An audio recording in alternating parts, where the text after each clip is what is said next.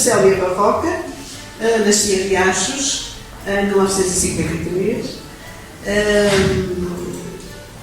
Minha profissão foi professora, sou aposentada no ensino superior, trabalhei no ensino politécnico em Santarém e formei professores, educadores de infância e educadores sociais e fiz teatro, tirei curso de conservatório, para além do curso de História, tirei curso de conservatório de teatro. Fiz teatro, enfim, cantei, sempre gostei muito de cantar desde criança e dediquei depois ao fado, tenho 2 CDs gravados e já falei nas cantigas, já falei no teatro e dancei folclore. Dancei durante 15 anos no Rancho de Riachos. Entrei em 68 e andei lá durante 15 anos. Qual motivo que eu vou entrar? Porque é que eu fui para o rancho? Eu sempre gostei muito de dançar. Aliás, a minha habilidade de criança, a primeira foi cantar. Cantava e vinha para Torres Novas na caminhoneta, com o colo da minha mãe e vinha a cantar todo caminho, diz ela. E passava os dias a cantar no quintal. Portanto, cantar foi a primeira habilidade. Depois, logo muito cedo, também comecei a dançar. A televisão apareceu na minha vida muito cedo e na televisão havia grupos de sevilhanas que estavam cá em Portugal. Engraçado, e de espanholas que dançavam muita vez na televisão as danças sevilhanas e eu adorava aquilo, portanto comecei a imitá-las, comecei a dançar à espanhola. Punha os saiotes da minha primeira eram melhores, depois punha os meus saiotes em cima, nós usávamos os saiotes para armar os vestidos, depois punha os saiotes meus em cima e ficava assim cheia de saiotes. Então aí era a espanholada, adorava. E depois claro, a família começava-me a pedir nas festas de família, nos encontros, eu lá ia dançar um bocadinho à espanhol. Portanto, dançar para mim era uma coisa que eu adorava fazer, dançar e cantar. E não havia escolas de dança, quer dizer, nem aqui em Torres Novas havia. Portanto, não havia sítio onde se dançar. O rancho folclóricos era o único sítio onde se podia dançar. De maneira que eu gostava, pronto, comecei a ver os ensaios do rancho, logo na adolescência, antes. E pronto, eu devo ter mostrado interesse em entrar, até que o Sr. Santana e o Sr. Martinho e uns componentes, aliás, foi um dos componentes, foi o Manel, nós chamámos o Manel Bicho, também está em Riachos.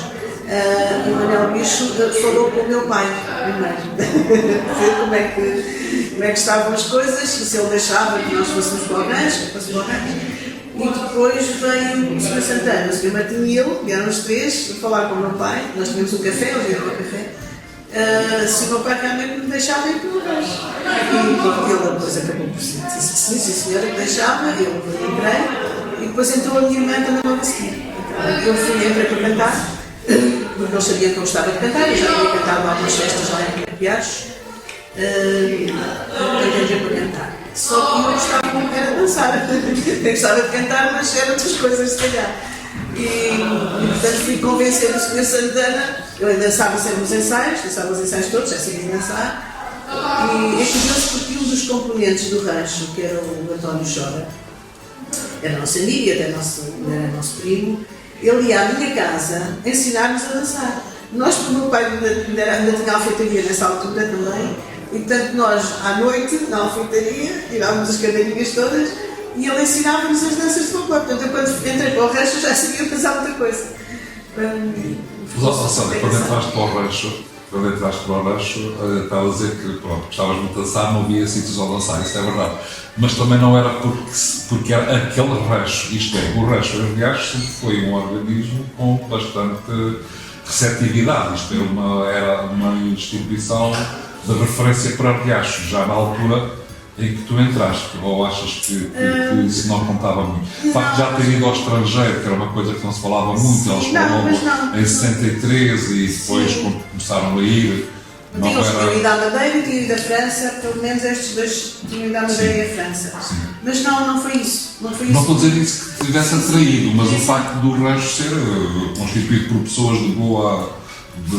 consideradas na terra, sei lá, o Santana. Sim, exato. Martinho, o Sr. Santana logo à partida e o Sr. Martinho davam garantias. Exato, é nesse sentido que eu estava a dizer. O pai conhecia o Sr. Santana desde cedo. O Sr. Santana chegou a ir com o meu pai e a minha mãe e a minha irmã pequenina, eu fiquei cá, tinha um ano, chegaram a ir para os Jerez fazer tratamento que eles sofriam do fígado.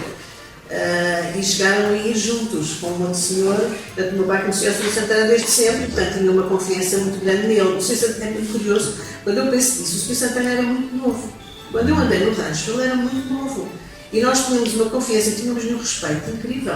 Portanto, ele era o grande responsável. Está bem, havia o Sr. Martim, havia um outro senhor que era diretor, mas ele era o grande responsável, era nele que nós nos apoiávamos sempre mais.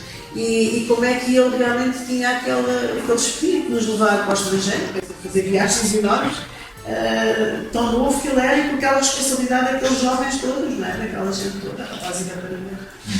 Diga-me uma coisa, Sra. Célia, que me estava a dizer que estava assim a ver se o Sr. Santana via como uma pessoa para dançar. Diga-me como é que foi a reação do seu pai ao saber da notícia, a primeira reação que ele teve. Não sei, sinceramente não me lembro. Ele foi logo assim receptivo à notícia, achava Acho que sim, acho que ele não pôs assim entradas. Não, nem ele nem a minha mãe. Não puseram entradas. Não achava assim uma coisa que fosse uma coisa extraordinária. Achava que na altura era bem visto os mulheres entrarem no Reis? Olha, eu tenho a sorte de ter tido uns pais que nesse aspecto, eles tinham os seus preconceitos, claro, como todos os pais. Mas o meu pai, nesse aspecto, ele não fazia assim essa distinção. Ele era muito cuidadoso connosco, assim com as festas, sei lá, quando víamos por festas dos nossos amigos, não é? Rapazes e raparigas, no princípio. Aliás, eu tinha que pedir para vir ao cinema e às vezes tinha um não. Para vir ao Virgínia, nós tínhamos que ir de carro com os nossos amigos, ia pedir e às vezes ele tinha um não. Eu tinha esses medos, não é? Mas ali não, porque acho que como o rancho tinha aquele enquadramento e tinha aquelas pessoas mais velhas, eu não me lembro do meu pai ter tido assim uma reação negativa, não teve. Nós entramos bem. E educações no estrangeiro? Lembro quase todas, adorámos ir ao estrangeiro. Foi, claro, a primeira coisa que devo dizer foi mesmo dançar e cantar. Nós gostávamos muito. Os ensaios para nós eram coisas muito boas. Nós gostávamos mesmo de dançar e ensaiar era tão bom como fazer um espetáculo.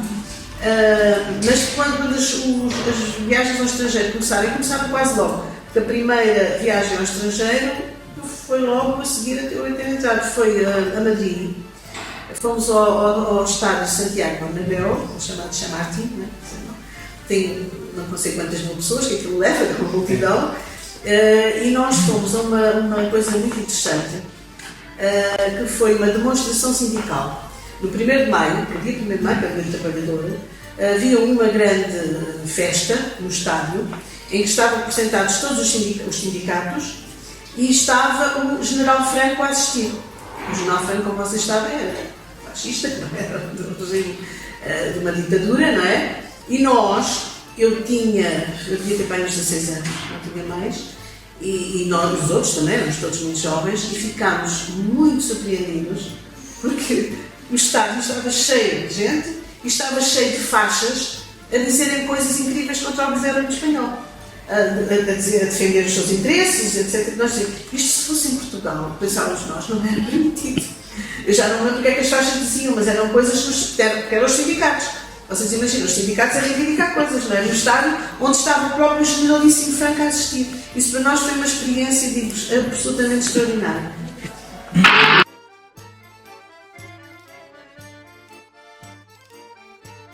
Finalmente, un grupo de Santarém nos trajo la alegría del país vecino y hermano, Portugal.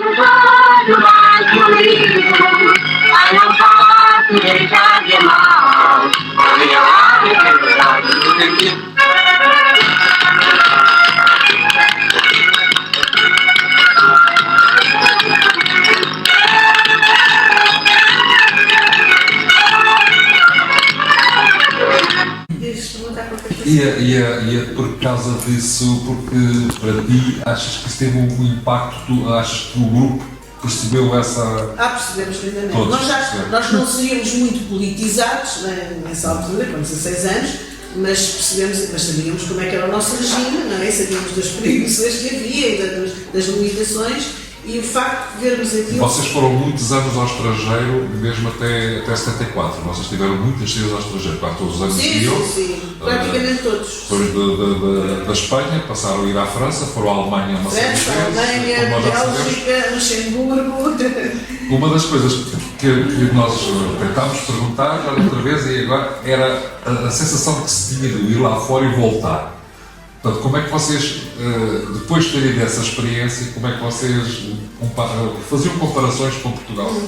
Era uma coisa que vos vinha à cabeça? Pois era surpreendente porque, assim, estou-me a lembrar, por exemplo, a Alemanha. A Alemanha para nós era uma coisa absolutamente surpreendente. Nós ficávamos em casa das famílias, dormíamos nas famílias. As famílias recebíamos. E isso era, eu ficava normalmente com a minha irmã, ou nós ficávamos 13, eu, a minha mãe e a Fernanda, por exemplo, ficávamos a ficar também. E esse convívio com as famílias alemãs era absolutamente extraordinário. Já porque eles tinham coisas que nós não tínhamos. Eu estou-me a lembrar de um rapaz, um dos nossos componentes, depois nós todos os dias chegávamos ao autocarro a contar anedotas. Uma delas foi que um dos componentes foi à casa de banho, não é? Foi fazer a sua higiene, e então, o que é que ele fez? Pôs, ai, o que é que ele pôs? Creme da barba. Eu já não me lembro se ele pôs creme da barba a fazer desodorizante, se foi o desodorizante, acho que foi, na casa.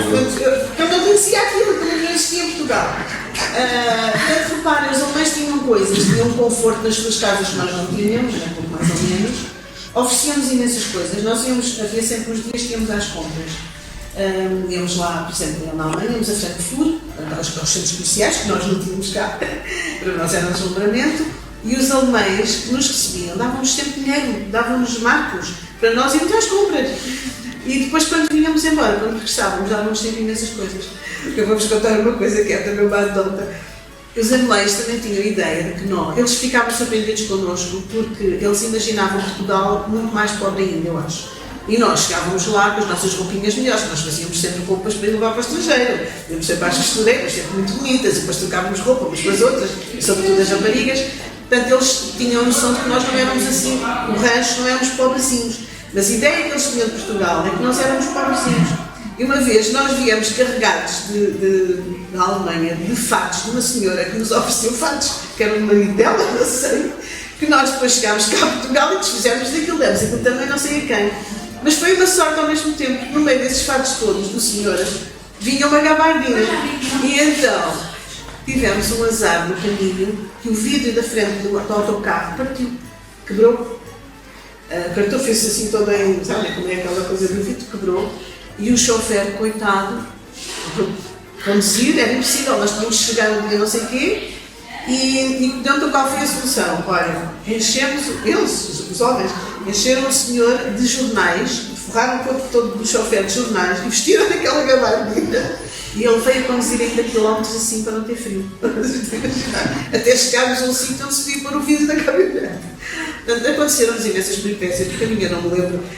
Nós já combinámos há muitos anos e agora acho que já nem vamos fazer, porque. Vocês desculpem que eu disse quando faço emocional. O que é que está a acontecer agora? Nós já não temos cá muita gente, o serviço de Santana e para outras pessoas, muitas outras. Mas há anos atrás pensávamos que um dia nos íamos reunir na Casa do Povo para contarmos as peripécias que nos lembrávamos, porque há realmente histórias absolutamente extraordinárias que nos aconteceram nessas viagens. Vocês nem acreditam isso. Essa foi uma delas, foi muito engraçada. Mas pronto, uma vez também eu e a minha mãe e a Fernanda, a minha irmã, ficámos as três num apartamento, as três sozinhas. Nesse dia não ficámos, dessa vez não ficámos numa família. Na Alemanha? Na Alemanha. Havia uns senhores nesse apartamento livre e nós ficámos lá, uma coisa muito engraçada, adorámos ficar as três sozinhas também. E os senhores, claro, recebiam-nos, íamos almoçar à casa deles, e jantar, essas coisas eram com eles. E então, um dia, foi logo no primeiro, fomos dançar e viemos, regressámos na caminhonete, no autocarro, e deixávamos no largo. E aí cada um foi para as suas casas. Cada um foi para as suas casas e eu e a minha irmã e a Fernanda fomos também, caminho da nossa casa. Só que durante o dia tinha acontecido qualquer coisa, eles devem ter posto um tapume na rua, qualquer coisa. Que nós. Como é que foi? Eu não sei se foi isso, foi nós deixámos a chave no autocarro, a chave da nossa casa. Foi uma coisa assim, nós deixámos a chave no autocarro. Eu sei que depois nós já não sabíamos ir para casa, ou não podíamos entrar em casa. E então ninguém, não sei como é que 3 raparigas sozinhas numa aldeia, que era exatamente uma aldeia alemã, nós fazemos sempre ali na rua. A Fernanda tinha ido tomar banho à casa dos senhores, tinha uma casa maravilhosa, onde a Elisa ficava sempre com o marido, e ela tinha lá ido à piscina tomar banho. Então eu insistia, tive uma coragem, Fernanda, vá lá se lembra. Então corremos as ruas da terra a ver se ela se lembrava onde é que tinha estado a tomar banho na piscina. Até que ela lá conseguiu, eu acho que era aqui. Tocámos à campainha, atendeu-nos uma outra senhora a falar em alemão. Eu só sabia um bocadinho de alemão, muito pouco. Mas pronto, lá me desenrasquei. A senhora não era a dona da casa, era da casa ao lado. E ela disse, eu disse, olha, somos do grupo Portuguesa Grupo, disse assim qualquer coisa. Pronto, e ela percebeu, pronto, que nós éramos do grupo Portugal, estava ali. Pronto, depois lá disse que era a casa ao lado, foi chamar os senhores, dormimos em casa dos senhores. Foi outra experiência extraordinária, porque a casa deles era um luxo, era uma casa maravilhosa, mesmo daquelas vivendas maravilhosas, tinha piscina, etc. E portanto foi mais uma experiência muito engraçada, por termos deixado a chave, nós deixámos a chave lá no carro. Então estava a dizer que teve que falar então, com eles, com os alemães, achava que era assim difícil a língua, perceber como é que era esse... Sim, era difícil. Nós tínhamos normalmente, desculpem, mas deixe-me suar, nós tínhamos normalmente tradutores. Nós tinham, nós conhecemos lá um casal muito engraçado, era uma senhora portuguesa e o marido que era alemão, e ela foi a grande tradutora do grupo, uma das, mas havia outros, normalmente tínhamos tradutores, ou em mesmo em França. A minha irmã em francês era sempre a minha irmã, que traduzia durante anos, ela era a tradutora do grupo. Na Alemanha eu sabia um bocadinho de alemão, porque eu aprendi um bocadinho de alemão quando andei no tirar alemão. E portanto eu desenrascava, quando era preciso saber quando é que era horas do almoço, horas de jantar, onde é que íamos, portanto isso eu mais ou menos desenrascava. Mas tínhamos realmente tradutores, para mais a sério. E daí qual é que foi o sítio onde fez a relação que mais gostou, que era a Alemanha? Houve assim algum país em particular, ou assim uma história assim que faz Que deslumbrou. Sim. Não sei, eu gostei de tudo. Era tudo tão fantástico. A Alemanha, sim, a Alemanha era um país de eleição para nós. Embora tivemos algumas, eu teve um senhor que percebemos que ele era mesmo muito nacionalista, alemão, e aquilo fez-nos um bocado de impressão. Mas os alemães recebíamos sempre de uma forma absolutamente extraordinária. E como ficávamos nas casas deles, tínhamos um contacto com as famílias muito interessante, era mesmo muito interessante. Eu vou-vos contar porque havia uma das moças, que é a Isabel, que ela não sabia uma palavra de língua estrangeira, ela não dava a estudar, não sabia a língua. E ela chegava, onde ela chegava, eu lembro uma vez da Alemanha, chegou lá, passado umas horitas, nós nos voltámos a reunir, a Isabel estava rodeada de miúdos da Alemanha, de que ela conseguia comunicar com os miúdos de uma maneira absolutamente incrível. Não sei o que é que ela fazia, mas sei que os miúdos andavam todos do lado dela. Portanto, a comunicação nunca foi um problema para nós. É engraçado, nós tínhamos muita facilidade de comunicar, mesmo dos outros grupos estrangeiros, os polacos, nós tínhamos relações uma relação com os polacos, com os búlgaros, com o grupo da Arménia, grupos com línguas estranhas, nós mesmo com essas pessoas, nós tínhamos sempre umas relações muito engraçadas. Quanto à alimentação, também não foi um problema? A alimentação não foi sempre, eu nunca tive, só na Suécia houve coisas que eu não gostei mesmo de comer. Então estávamos uma papa branca que não se parecia arroz, parecia arroz doce, claro, mas depois não era nada. Foi a pior coisa que comeu na vida, até agora. Foi a pior coisa que comeu na vida. Eu se calhar peixe cru, também não gostei nada. Então não gosta de sushi? Não gosto mesmo, engraçado. Já experimentei várias vezes, mas não consigo. Como, mas não aprecio. E ali foi, na Suécia foi o único país em que me gostou de comer. E num dos primeiros anos, acho que até foi o primeiro ano em França, numa terra onde nós ficámos, que nos davam umas travessas cheias de beterraba aos quadradinhos, aquela beterraba vermelha, e o cheiro da beterraba, aquilo era cozido só, depois era assim, aquilo era uma espécie de salada para acompanhar outras coisas, ninguém gostava daquilo, nós não conhecíamos a beterraba, engraçado. Aqui não se usava, nunca tinha comido, nem nunca tinha visto beterraba na vida. Foi a primeira vez que viu beterraba? Foi. Mas nós, aqueles sabiam, engraçado. Eu dizia que me sabia a pó DDT, não sei se vocês estão a ver. A beterraba sabia a pó DDT. Isso não gostávamos. Nem em Itália. Eu gostei sempre muito, e eu e a minha irmã, quando regressámos, começámos a fazer, que era uma coisa que não se fazia cá em Portugal, que era massa com tomate, com molho de tomate e queijo ralado em cima. Eu nunca tinha comido isso. Nós aqui fazíamos massa com tomate, mas era com carne ou com peixe, não é? Assim, a massa dos italianos, que é esse, um prato cheio de massa com molho de tomate e queijo ralado, nós nunca tínhamos visto. E nós gostávamos muito. Eu e a minha irmã, quando voltámos, começámos a fazer em casa. Mas as pessoas, a maior parte das pessoas do resto não gostavam. Só o cheiro do queijo, eles ficaram muito enjoados. Só me lembro, sobretudo, os rapazes detestavam aquilo, não conseguiam comer aquilo. Esse foi o melhor prato que comeu? Não, não foi o melhor. O melhor não me lembro do que não me lembro. Mas, lembro-me na Jugoslávia, não foi no prato, porque eu sou muito gulosa, lembro-me dos doces. Na Jugoslávia dávamos umas fatias, era um quadrado de bolo, era uma espécie de pandelão, mas depois tinha muitos cremes. Aquilo era absolutamente delicioso. E é engraçado, porque os homens do grupo não gostavam de doces, sobretudo os mais velhos. Então, o Lionel, essa malta, não gostavam de doces, não comiam, normalmente quando eram eles não comiam. Nós, raparigas, ao contrário. E então, a nossa mesa, nós éramos normalmente, sei lá, juntávamos assim por grupos, não é? A nossa mesa tínhamos aí umas 4 ou 5 raparigas, não é? A nossa mesa ficava repleta de bolos, porque eles não gostavam. Levavam-nos os bolos. Nunca me esqueci desses bolos da Jugoslávia, foi muito bom. Nossa, quando for à Jugoslávia, aí também foi antes do 25 de Abril. Foi. A Jugoslávia temos história para contar. E como é que o rancho, num regime que era, enfim, leste, mais ou menos leste, comunista, embora não alinhado propriamente com a União Soviética da altura, mas não deixava de ser um país. Como é que tu achas que o rancho conseguia tantas deslocações ao estrangeiro e depois com rapazes novos, havia da guerra do ultramar e mais o quê? Como é que tu vês isso? E nós tínhamos um apoio muito forte de uma pessoa extraordinária, que eu acho que foi. Nós gostávamos muito desse senhor, que era o Fernando Cunha. O Sr. Fernando Cunha era o presidente da Câmara aqui em Torres Novas. Era um homem do regime, é verdade, mas era um homem extraordinário. E ele tinha uma relação muito forte também com o Sr. Santana. Eles eram pessoas, tinham muito respeito, o Sr. Santana tinha um respeito enorme do Sr. Fernando Cunha e era recíproco. O Santana trabalhava na Câmara, portanto, o Sr. Fernando Cunha era o patrão dele, não é? E, portanto, essa relação de amizade entre eles abriu-nos muitas portas, facilitou muito, porque depois, claro que o regime tinha confiança no Sr. Fernando Cunha. Eu lembro-me que numa das viagens, não sei se foi essa à Jugoslávia, eu lembro-me que ficámos horas na fronteira de Vilar Formoso, à espera de uma autorização, precisamente por causa dos rapazes.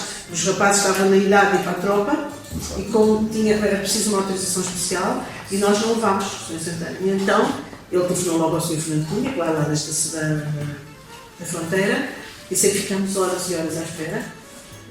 Mas finalmente, repara, nós finalmente tivemos ordem de sair. Não deve ter chegado por escrito, se calhar, mas chegou um telefonema, qualquer coisa, e só o Sr. de Santana que sabia dizer, já não me lembro. Sei que depois seguimos. Na Jugoslávia, à entrada da Jugoslávia, repara, nós íamos com um bocado, nós íamos receosas, não é? Nós sabíamos que era um país comunista. Sabíamos que era um país diferente, não é? Com um jeito diferente do nosso. E portanto tínhamos um bocadinho, mas pronto, mas maior. Falavam isso abertamente? Ou... Sim, falávamos. Sim, nós sabíamos que era. Sim. Quando chegámos à Jugoslávia, quando chegámos à fronteira da Jugoslávia, não nos deixaram passar. Atravessámos a Itália, né? Chegámos lá, e os guardas da fronteira não nos deixaram passar. Diziam que nós tínhamos que ter um visto de uma cidade italiana para onde tínhamos passado, ou outra qualquer, tínhamos que ter um visto dessa cidade italiana para nos deixarem entrar. Eu acho que nós pensámos todos que fosse embirração. E os italianos também nos disseram isso. Nós depois voltámos para trás, não é? Para a fronteira Itália, e os italianos é que nos disseram: vocês voltam para trás, vão a outra fronteira, lá provavelmente deixamos passar. Pensaram mesmo que aquilo era imigração, não é? Como vivemos num país diferente, não é? Com uma ditadura, um país capitalista, enfim, pronto, não sabemos porque é que foi, sei que tivemos esse problema. Quando chegámos à fronteira, finalmente eles deixaram-nos. Eu penso que nós ainda ficámos cá deste lado, depois, porque a fronteira estava fechada, nós ainda ficámos em Itália, mas já na fronteira para a Jugoslávia. Eu penso que foi assim. Eu penso que nessa noite ainda não tínhamos passado para lá. Mas ficámos numa zona para onde descampar, nós dormíamos em tendas, isso, não sei se vocês sabiam isso, nós buscávamos um espaço possível, bem, era possível armar as tendas, os rapazes normalmente é que se ocupavam disso, e depois passávamos ali a noite, dentro das tendas. Nessa noite, já era muito tarde, já não dava para armar as tendas, dormimos na caminhonete e estávamos com um bocadinho de medo. dormíamos na caminhoneta, havia sempre 2 rapazes. Desculpa.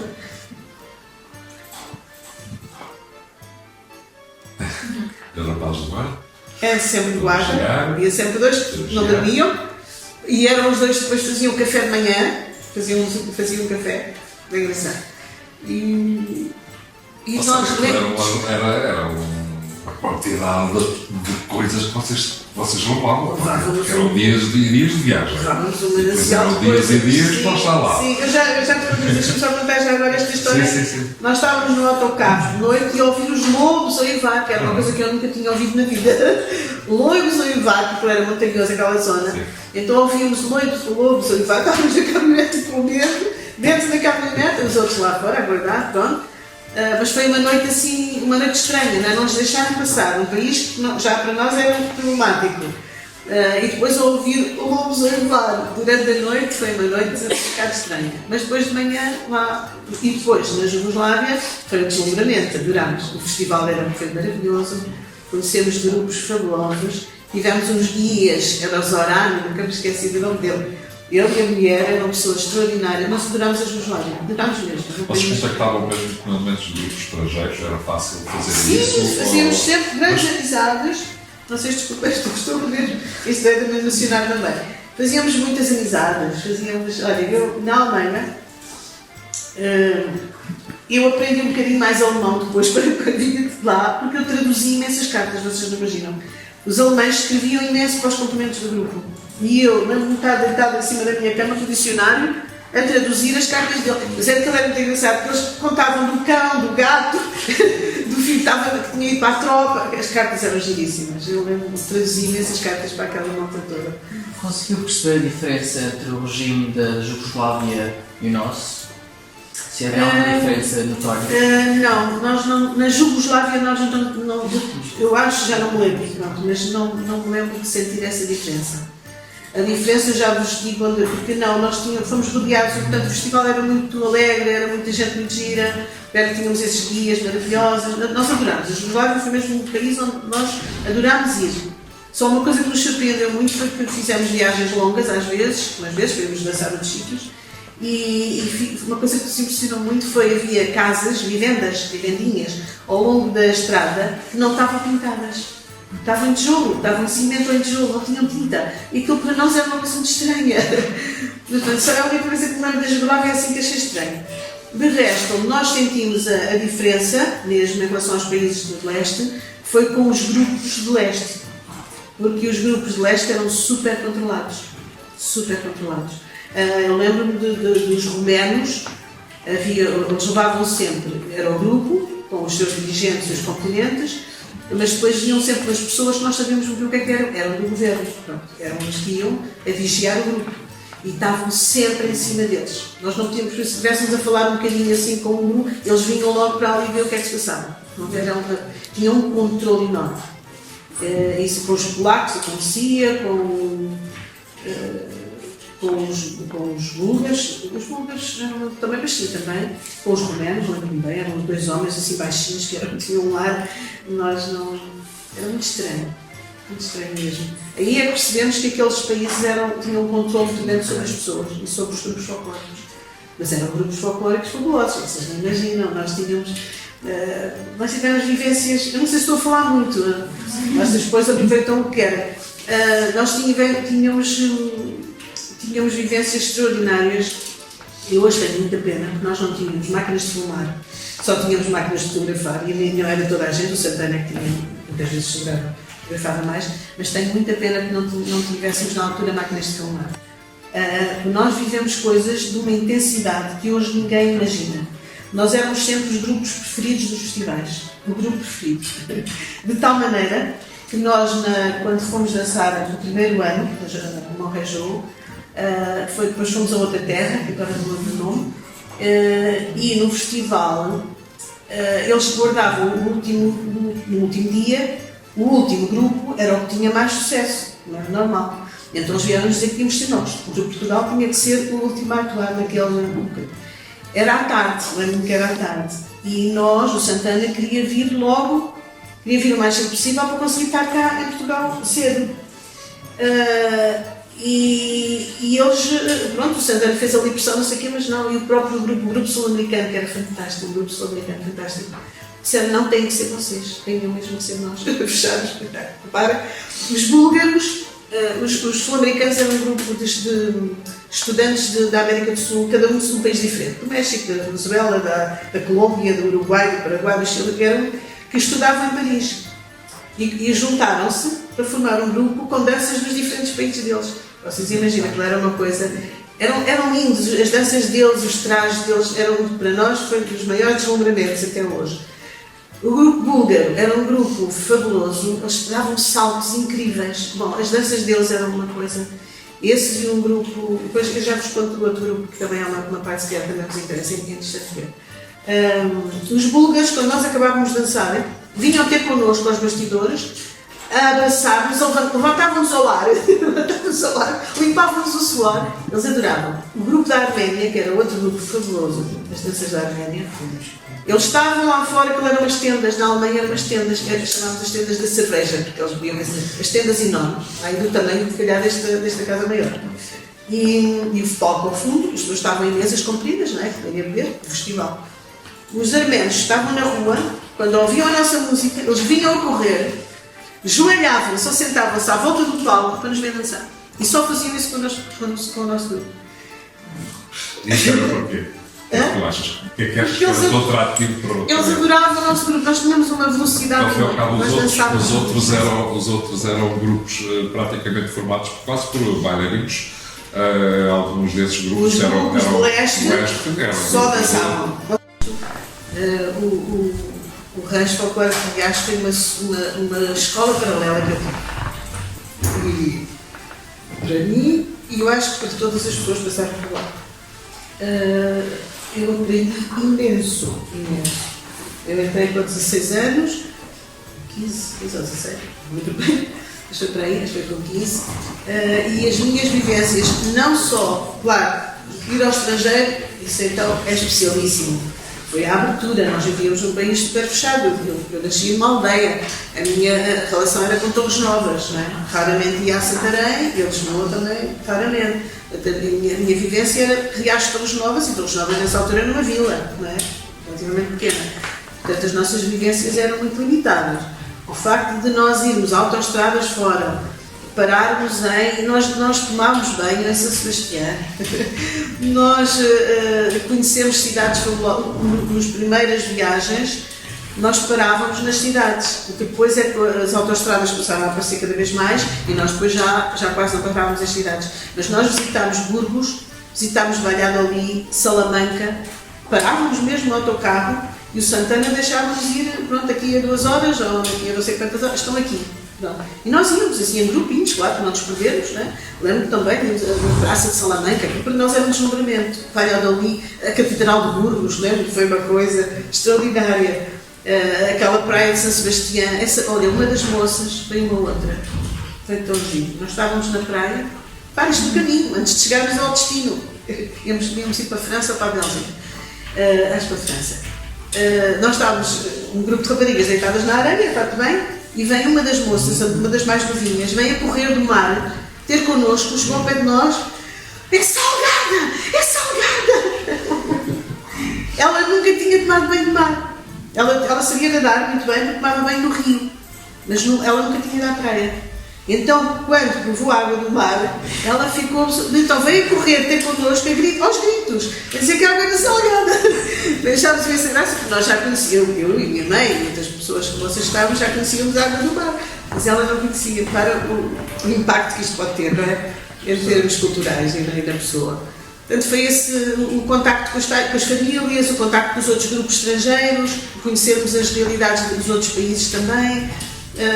O deslumbramento das danças deles e dos trajes, tudo isso foi fabuloso, foi mesmo uma aprendizagem. Mas mesmo que retirando a parte do estrangeiro, que foi das mais fantásticas, a vivência dentro do grupo foi uma escola. Foi muito bom. Ficámos amigos, ainda hoje quando nos encontramos é uma festa, não é? Pronto, não. Podemos estar anos separados. São quase como É uma família. Podemos estar separados anos, mas, por exemplo, com a Elisa, quando deixei a Elisa, faz parte da minha vida. Não somos estranhos, fizemos mesmo. Porque aquelas viagens, as nossas viagens, fosse daqui para o Porto ou fosse daqui para a Suécia, fomos à Suécia um ano também, fomos à Itália, fomos à Sicília, as colegas já disse. Esses percursos no autocarro, as nossas vivências no autocarro eram giríssimas. O fazer o almoço, o fazer o jantar, o que é que estávamos à espera. A sopa do rancho. A sopa do rancho, nós é que fazíamos a comida, não é? Descascávamos as batatas, havia sempre alguém que punha olhos nas batatas, que era uma coisa. Nós enterrávamos, algumas já éramos mais velhos, mas havia sempre gente a entrar mais novinha. E então descascar as batatas, quando íamos pôr as batatas na panela, havia sempre olhos nas batatas, que era uma coisa que nós detestávamos.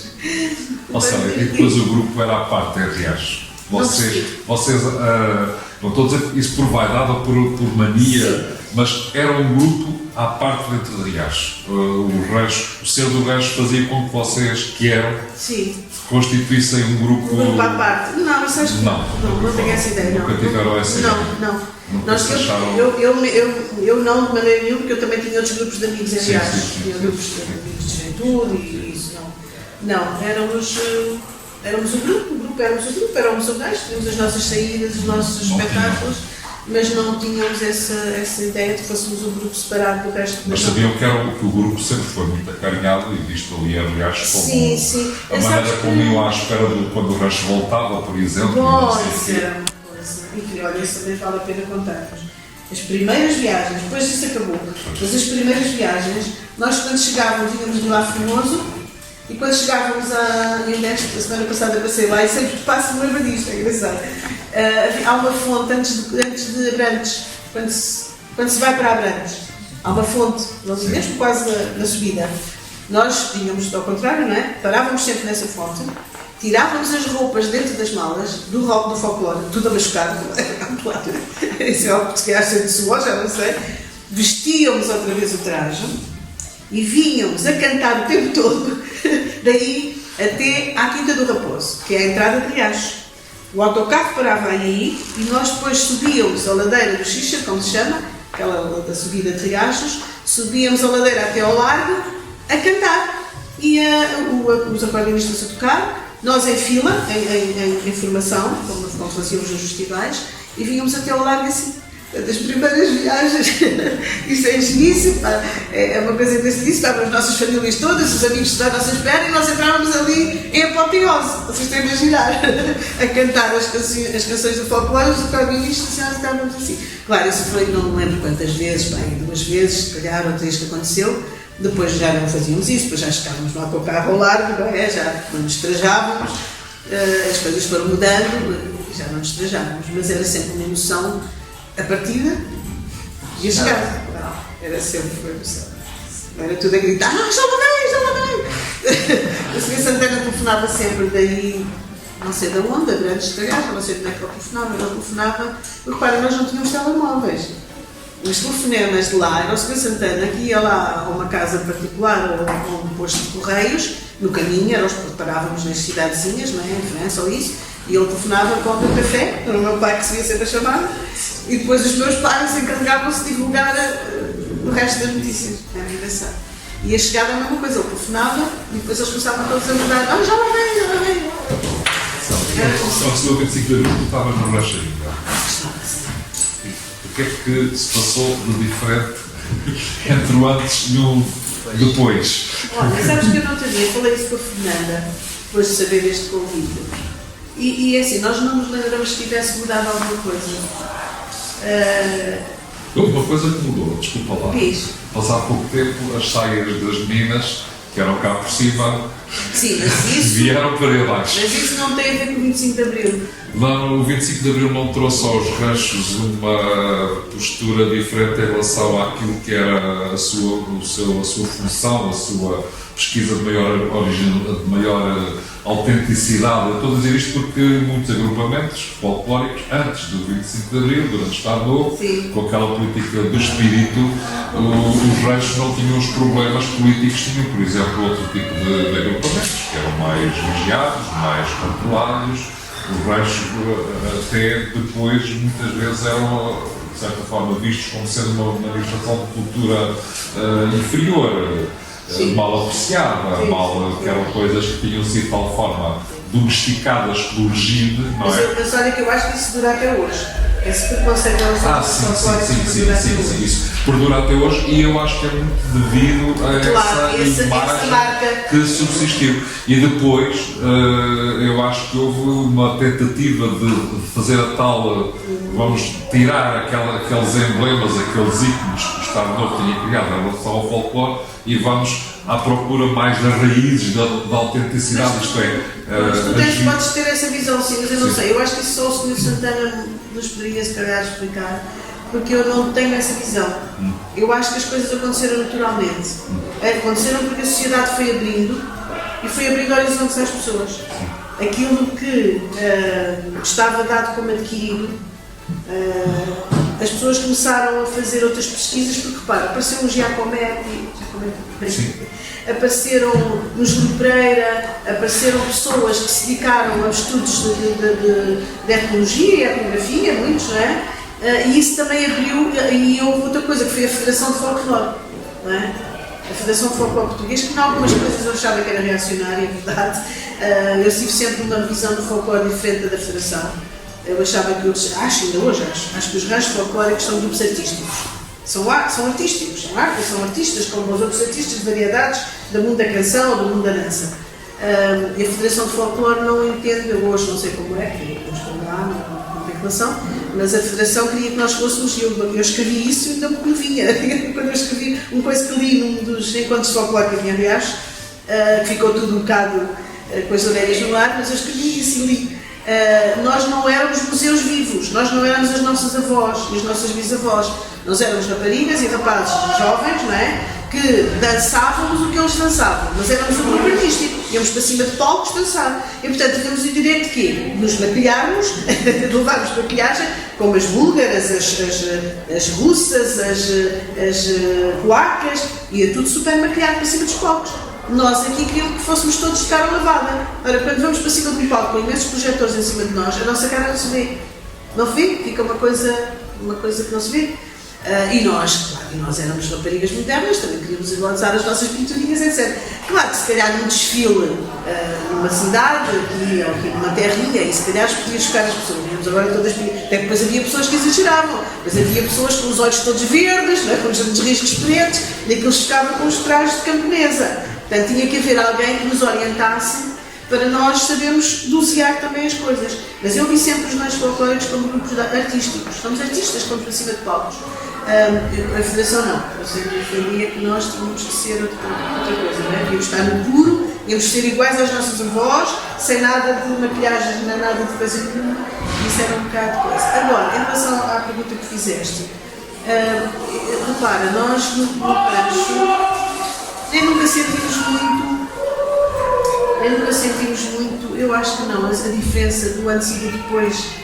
Houve ali uma altura em que nós fomos um bocadinho revolucionários, até que criámos uma comissão, o Sr. Santana quase que se demitiu da direção, nós queríamos mandar também um bocadinho, é engraçado, isso tem a ver com o espírito de 25 de Abril, queríamos estar nas coisas também. Mas claro que isso depois acabou logo, o Sr. Santana ficou o diretor absoluto do rancho, nós não avançámos por aí. Mas não me lembro, repara, antes do 25 de Abril nós já cantávamos no rancho. O Santana era muito cuidadoso com isso, porque não queria também que depois tivéssemos problemas, era realmente responsável. Mas lembro-me de nós termos aprendido antes do 25 de Abril, porque saiu antes do 25 de Abril, não foi as cantigas do Maio de Zé Afonso. Nós cantávamos as cantigas do Maio de Zé Afonso, lá no estrangeiro, porque às vezes éramos convidados a cantar nos jantares, com os grupos todos, estás a ver? E cantávamos o, lembro-me bem, do Milho Verde, era uma das cantigas que cantávamos. Às vezes até em missas nós cantávamos muitas vezes esse tipo de coisas. Já vamos cantar uma coisa que eu sempre achei muita graça. Nós cantávamos uma coisa que não sei se acho que ninguém já conhece, que era a Guarda Republicana. Não te lembras disso? Não sabes o que é isso? Eu não sei se alguém inventou, se alguém foi buscar aquilo em algum lado. Eu sei que nós cantávamos uma coisa assim. A Guarda Republicana, Republicana, Republicana, a guarda republicana, republicana, republicana. E depois começávamos a subir. A guarda republicana. Primeiro era muito piadinha, estávamos ali uma série de vezes a cantar aquilo baixinho. E depois de repente começávamos a subir o tom. E acabávamos. A guarda republicana, republicana, republicana.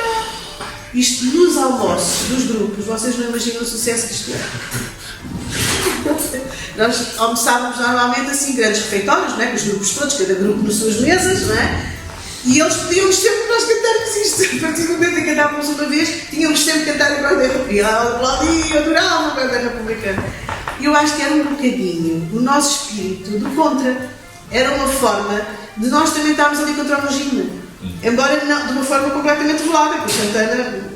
Mas era um bocadinho. Porque esta coisa de cantar a Guarda Republicana nestes termos, naquela altura, e se fosse cá em Portugal, se calhar não fazia. Nunca fizemos, cantámos no estrangeiro. Mas era muito engraçado. Mas pronto, cantávamos cantigas do meio, cantávamos a Guarda Republicana. Não... E acho que depois do 25 de Abril não sentimos assim que houvesse uma diferença em relação a isso. Eu acho é que o Sr. Santana e muitos outros diretores de grupos começaram a abrir mais horizontes, até a ver os outros grupos estrangeiros, não é? Há toda uma aprendizagem que se vai fazendo devagarinho. E claro que o 25 de Abril tem a ver com isso porque abriu muita coisa, não é? Nós tivemos acesso a culturas que antes não tínhamos. Santana também é uma personagem um bocado à parte em relação ao mundo comum dos gajos folclore. Sim, era um homem foi um indivíduo que nunca deixou de colaborar sim. em coisas muito modernas. Sim. E teatros e companhia, basta ver aquele Baixas Rurais. Sim, já é uma coisa muito posterior. Está bem, mas mas tinha a quantos tipos é que eram capazes de meter um resto aí? Exatamente. Mas nós, ainda antes do 25 de Abril, muito antes até, nós começámos a fazer recolhas. Íamos já às casas das pessoas mais antigas, que nos ensinavam até uma outra dança, várias até, que elas nos ensinaram passos e isso, e cantigas. Nós fizemos nós próprios componentes do rancho, não foi só o Sr. Santana, fomos nós mesmos que íamos fazer com a coisa dele, claro, o aval dele, e que fizemos mais recolhas, assim como fizemos de recolhas de cantigas e de danças, fez das músicas, fez também de trajes. O Sr. Santana começou a fazer o Sr. Santana depois começou a recolher fotografias antigas, ele deve ter uma coleção, eu lembro de dar uma da minha avó, de facto até aos pés, da mãe do meu pai, aquela casaquinha assim citadinha, aqui com esta abazinha. Portanto, ele começou a fazer o próprio o Santana. Eu acho que ele foi ele, percebes, que começou a querer transformar o seu rancho também numa coisa com mais dignidade ainda, que já tinha, não é? É verdade que nós nos deixámos influenciar, e nessa altura, nós deixámos influenciar por muita coisa. Se não fores à Praia da Nazaré, tu ainda hoje vês Nazarenas de mini saia. Claro. É engraçado, porque elas, como usaram na juventude, agora não deixaram de usar, ainda continuam a usar. Porque era moda, nós somos do tempo da mini saia, lembras disso? Portanto, os ranchos folclóricos, qual foi a tendência? Puxar a saia para cima. Eu lembro-me de andarmos em Riacho, lembro de andarmos por vezes a fazer um peditório para o rancho. Estamos a pedir dinheiro, nós não tínhamos dinheiro. Íamos às portas das senhoras, bater às portas, e lembro-me, nunca me esqueci, numa das ruas, uma senhora dizia, e nós íamos trajadas. Essa era a mesma roupa que eu vestia quando era nova. E era aquela, lembro-me, era uma saia que eu tinha, era a saia vermelha com a barra preta. Portanto, ela dizia, essa era a saia que eu usava quando era nova. Só que mas eles usavam mais comprida, não usavam por aqui essas saias, eram mais curtas. Mas nós começámos a puxá-las cá para cima. Portanto, dançávamos, temos fotografias, eu a dançar com uma sainha por aqui, quer dizer. Depois começou-se a descer, eu lembro de ainda andar no rancho e a minha saia já ser bastante mais comprida. Porque o Sr. Santana começou a ter esses cuidados, não é? A própria federação começou a existir com os grupos e os grupos começaram e depois o Sr. Santana começou a introduzir no grupo trajes que nós nunca tínhamos. E depois até tinha pena não ter vestido aqueles trajes, não é? Trajes lindíssimos que elas agora usam. Eu própria, uma vez fui ao festival da gastronomia, fui à gastronomia, eu já não andava no resto, o Santana convidou-me e fez um traje de propósito para mim. Ainda lá estás, não serve a ninguém. Vê lá, não serve a ninguém. Ninguém usa aquela roupa porque ninguém. É incrível, porque as raparigas hoje estão todas mais gordinhas, não sei se vocês já deram por isso. Nós éramos magrinhas e eu já não era nova quando vestia aquele traje. Já não é mais uma questão. Sim. Acha que teve algum motivo que a levou a sair do rancho? Alguma coisa em particular? Ter começado a namorar? Não, quase, isso acontecia muito, muitas pessoas saíram do grupo quando começaram a namorar e outros quando casaram, etc. Mas comigo isso não foi isso que aconteceu. Eu já estava, quando saí do grupo já tinha acabado o meu curso de História, tirei História primeiro, e estava no Conservatório a tirar teatro. E eu acho que foi nessa altura, ainda não estava no teatro. Depois fiz teatro também, eu já dava aulas. Portanto, eu já dava aulas, quando acabei a História comecei a dar aulas, e fui me inscrever no Conservatório a tirar o curso de teatro. Portanto, eu já tinha muita atividade. O curso de teatro em Lisboa. Eu dava aulas também, dei aulas em Lisboa também, e portanto já era muita coisa. Do rancho já não conseguia ir aos ensaios, já não conseguia ir às atuações. E depois é assim, eu acho que há um tempo para tudo. Eu se calhar já tinha outros interesses, havia já outras coisas que me interessavam mais. Tive pena de sair e não, quando me despedi foi um dia de alguma tristeza, mas tinha que ser. Mas foi sobretudo isso, foi porque eu já tinha outras atividades com outros interesses e portanto o folclore acabou para mim. Mas eu continuo ligada, porque depois de eu sair, ainda fui, depois como eu cantava fado, o Sr. Santana convidou-me para ir a Macau, e eu fui, depois havia lá outras e cheguei a ir também com a Francisca, cantava eu e a Francisca cantava a Sandra, eu também ainda andava no rancho. Mas cheguei a ir a Macau e mais a uma. Fui a Jéssica, a ilha de Jéssica também fui. A Santana de vez em quando convidou-me algumas vezes para eu acompanhar o grupo. Vamos só dizer uma coisa, por causa do 25 de Abril. Em Itália, na Sicília, havia um grupo africano, penso que era da Guiné Francesa, ou desses países, e eu e a Fernanda estávamos lá muito sossegadinhas, sentadas, e de vez em quando vinha um senhor africano desse grupo. Era um dos chefes do grupo, não dançava, ele andava sempre vestido de fato muito elegante, então vinha ao pé de nós e dizíamos assim, Salazar? E nós ficávamos furiosos com ele, porque o Salazar já tinha morrido, já estávamos no tempo começou a gritar, já estávamos, certeza. E então nós queríamos dizer, mas o Salazar já não existe, mas ainda estávamos com o Marcelo. Então, mas era todos os dias que o senhor chegava ao pé de nós e dizia, Salazar! Uma das coisas. Essa foi uma das coisas. Outra coisa que foi muito marcante para nós, olha, agora eu falo aqui a tarde toda, mas essa foi profundamente marcante, foi a questão da questão israelo-árabe. Nós estivemos em França com um grupo israelita que levou, eram dois grupos, era um grupo de israelitas e um grupo de árabes. Todos de Jerusalém, porque havia a parte árabe em Jerusalém, como vocês sabem, dá? E portanto, o grupo israelita era um grupo muito jovem, muito novo. Os trajes deles elas vestiam os bibinhos, os bibos mesmo de meninas. Era uma coisa nova. Eles inventaram, porque eles não tinham o folclore, inventaram um grupo assim. Eram danças de crianças, praticamente, uma coisa assim. O grupo árabe eram só homens, era um grupo grande de homens, todos de árabe. Eram umas botas até aqui, com aquelas calças que eles têm com muito tecido, sabem? Aqueles depois começaram a usar bem, toda a gente a usar.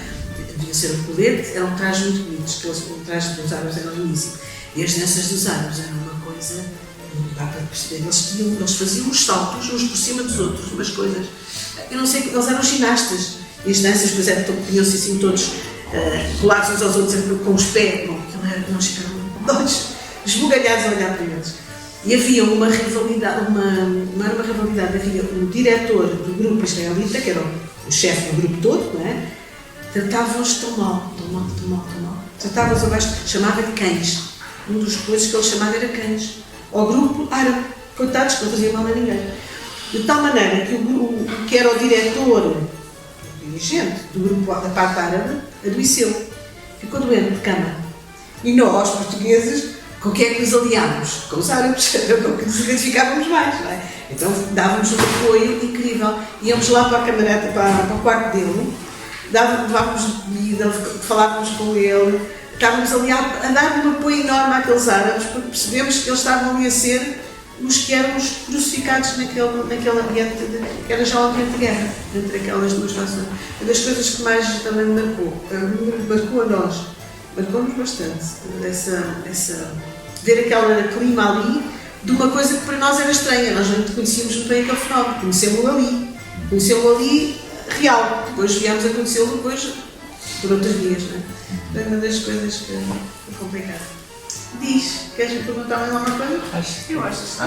Eu, coitada da Célia.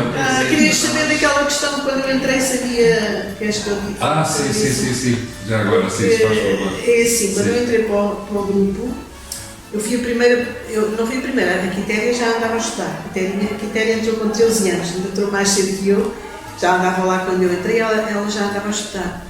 E depois entrei eu e a minha irmã. E andávamos as duas a estudar aqui nesta escola, escola industrial, na altura. Portanto, fomos assim das primeiras estudantes a entrar. E as outras pessoas trabalhavam no campo, nas fábricas, portanto, eram operários, eram trabalhadores rurais, havia muitas costureiras, também havia. E pode parecer à partida que havia ali uma diferente, nunca houve. Nós sentimos sempre iguaizinhas às outras pessoas, mas as pessoas fora isso não acontecia, achavam estranho como é que nós, e eu e a minha irmã éramos pessoas absolutamente populares, o meu pai tinha um café, toda a gente nos conhecia, não éramos meninas finas, não pensam, não assim, meninas ricas, nada disso, mas mesmo assim, por exemplo, tive algumas pessoas da minha família que ficaram surpreendidas de eu e a minha irmã entrarmos para o rancho, né, que íamos para um rancho folclórico. Reparem como é que as pessoas viam o rancho folclórico. Mas para nós não, para nós estar no rancho foi sempre a coisa mais normal do mundo, não fizemos nunca diferença entre nós e as outras pessoas que lá andavam, nada absolutamente. O Sr. Santana às vezes falava nas estudantes, ele às vezes referia às estudantes, nós ficámos furiosas, não gostávamos nada que ele fizesse essa diferença. Agora ele, claro, fazia assim grandes diferenças entre nós, não fazia, mas ele às vezes dizia o termo das estudantes. E isso digo-vos que era uma coisa que nos incomodava, porque nós éramos mesmo amigos e amigas. Isso era capaz de ser por causa daquilo que estava algum Era um estatuto ao grupo. Exatamente. Nós percebíamos e eu acho isso. que o rancho se distinguiu de outros precisamente por causa O disso. Sr. Santana queria isso, queria levar também um bocado o estatuto do grupo, não olhem para o grupo como uma coisa miserável. E vamos lá ver, se os componentes tivessem essa formação ou tivessem outro tipo de alargamento, isso acabava por de alguma forma transparecer na forma como vocês se apresentavam. Porque se calhar o grupo, aquela afeição um bocado de espetáculo, de saber estar e de se apresentar, também vivia um bocado do tipo de pessoas que lá tinham. Sim, sem dúvida. Porque mesmo sendo pessoas, isso não tem nada a ver com o estudo ou deixar de estudar, mas tem a ver com o facto de perceber que aquilo que vão fazer que era algo extremamente importante, significativo, do ponto de vista artístico, o facto de todos terem empenhado em desenvolver competências na área da dança, porque ensaiarem às terças e às sextas semanas a fio, e sem nunca parar nem de verão nem de aula, quer dizer, isso havia de ter Mas eu algumas acho que consequências. havia nós praticamente em todos essa consciência do estar em palco, estás a ver? Íamos fazer uma figura. Eu lembro do António Choro dizia muitas vezes quando íamos dançar: epá, mas é contra-relógio, não é contra-relógio? O termo do ciclismo, não é? Contra-relógio, queríamos dar o máximo e, sobretudo, o máximo da velocidade, por isso é que queríamos aquela velocidade pouca a dançar, que era um sucesso, um grande sucesso. Mas depois havia essa questão da discriminação, sim, mas não. Não, já agora, quando eu entrei para o rancho, nós íamos no autocarro, quando íamos viajar, para o estrangeiro, não me lembro, depois isso acabou logo. Mas quando eu entrei mesmo, íamos aqui a dançar, aqui ali e lá, era rapazes de um lado e raparigas do outro. Ninguém se podia misturar. No autocarro era homens de um lado e mulheres do outro. Depois não, depois começámos a misturar. Antes de 25 de Abril? Sim, isso foi muito antes do 25 de Abril. Isso era muito era de todo lado, era assim, Era aqui na assim, escola. era. Mas sabem porquê? Isso agora à parte. Porque havia muitos ranchos que iam ao estrangeiro e depois, quando vinham, as raparigas tinham engravidado. Eu era o pavor que o Sr. Santana tinha. Era que alguma vez isso pudesse acontecer. O rancho viesse a largar. Pois, porque os pais tinham uma confiança, os pais tinham uma confiança enorme nele, e aquilo era a rigor, nós levávamos cada raspanete. Quando fomos foi a primeira viagem, fomos a essa de Madrid, ficámos num hotel E então havia, aquilo era a tal demonstração sindical, que era um espetáculo enorme no relevado, tinham palcos, tinham vários palcos até, eu acho. Nós, isto não tem que ser gravado, a meio de uma nós dançámos só 2 danças. Eu não dancei, porque eu cantava nessa altura, foi quando entrei. A meio de uma das danças, o estádio levantou-se. Vocês não acreditam que eu adorava ter este filme. O estádio chamado que estava milhares de pessoas, levantou-se a aplaudir. A meio da dança, nós nem queríamos acreditar. Olha, eu estava no meio de 2 das moças, era a Júlia e a Beatriz, agarrámos pela cintura, fizemos uma força que até nos ficou aqui a ver a cintura, porque nós agarrámos umas às 3. Aquilo foi tão emocionante que nos agarrámos ali todos cheios de força, porque aquilo foi um momento absolutamente, deslumbrante, não é? Como é que o ranchozinho, tão humilde, que foi ali dançado, umas dançazinhas rápidas, que demoravam 2 minutos, isso, só dançámos 2, só tínhamos que querer dançar 2. Como é que no meio de uma das danças, foi aquela de me roquear, como é que o estádio se levantou a aplaudir, foi incrível. Mas nesse participavam muitas pessoas, muitos grupos, havia bailarinos, profissionais e tudo, e havia muitos miúdos que vieram das escolas, aquelas coisas assim, a Estado Novo, não é? Das escolas que faziam habilidades, também faziam coisas. Havia uns que havia um palco com os bailarinos que eram uma coisa no fundo do mar, uma coisa assim, tipo fundo do mar, e à volta eram muitos miúdos, rapazes e raparigas, que faziam as ondas do mar, de mãos dadas, sentados a fazer as ondas do mar. E eu penso que eram desses rapazes. Havia rapazes e raparigas que também estavam no hotel connosco, e nós éramos 3 ou 4 num quarto, acho que éramos 3. E os rapazes descobriram que nós estávamos lá, então iam-nos bater à porta durante a noite. Aí estavam as casadas, com o óbvio, faziam queixar Santana. Pronto. E, claro, depois o Serolano daqui ter na porta, depois falar com os rapazes, né, aquelas coisas, nós não fazíamos nada de mal, não pensa, era só aquelas coisas, como era normal, tínhamos 15, 16 anos. Claro que no outro dia, o que é que aconteceu? De manhã, voltámos, não é? Fomos tomar um pequeno almoço, Santana à nossa espera no hall do hotel, entradinha, damos um raspanete, assim, não imagino. Ralhou ali, a mesma sério, nós não tínhamos feito nada de mal, coitada. Mas as nossas amigas casadas foram dizer ao Santana, as meninas, com os rapazes, não sei o quê. Pronto, o Santana era muito rigoroso mesmo, muito. Ele tinha-nos ali, pronto, era importante. Manter o rancho. Era muito importante. Eu percebo lindamente a responsabilidade que ele tinha, tão foi extraordinário.